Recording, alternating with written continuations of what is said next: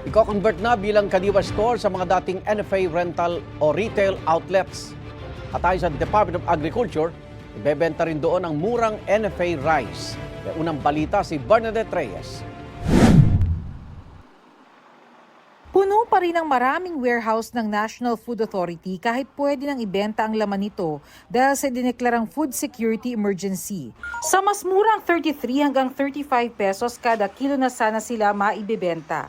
Pero 10,000 sako pa lang ang binibili ng iba't ibang local government agencies. Kaya inaayos na ng Department of Agriculture ang pagbebenta ng mga galing NFA warehouse sa mga dating accredited NFA retail outlets sa pamamagitan ng pag-convert sa kanila sa Kadiwa stores. Libo-libo po itong mga NFA accredited retailers nung pwede pa po sila magbenta. So maganda po itong chance o pagkakataon para po mapadali or mas madami pong maging avenue or maging stores na pwedeng i-avail yung ating mga rice programs. Ito yung halimbawa ng karatula ng isang NFA accredited retail outlet. Kung mapapansin nyo, inaalikabok at luma na dahil taong 2019 pa huling nakapagbenta ng NFA rice sa mga pamilihan. Mula kasi nang maipasa ang rice tarification law, naging buffer stocking na ang pangunahing papel ng NFA. Pwede naman kasi marami ring naghahanap pa na mababa.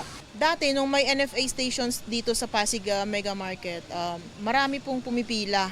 Ayon sa NFA, malaking tulong ito para mapaluwag ang mga bodega at patuloy na makapamili ng palay para magsilbing panibagong buffer stock ng bigas. Target na pagbentahin ng NFA rice ang dating retailers sa mga susunod na linggo.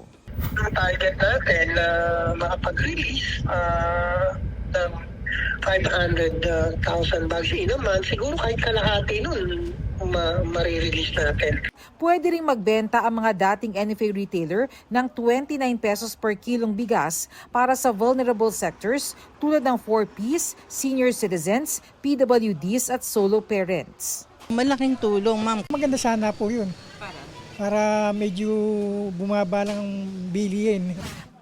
Ito ang unang balita, Bernadette Reyes para sa GMA Integrated News.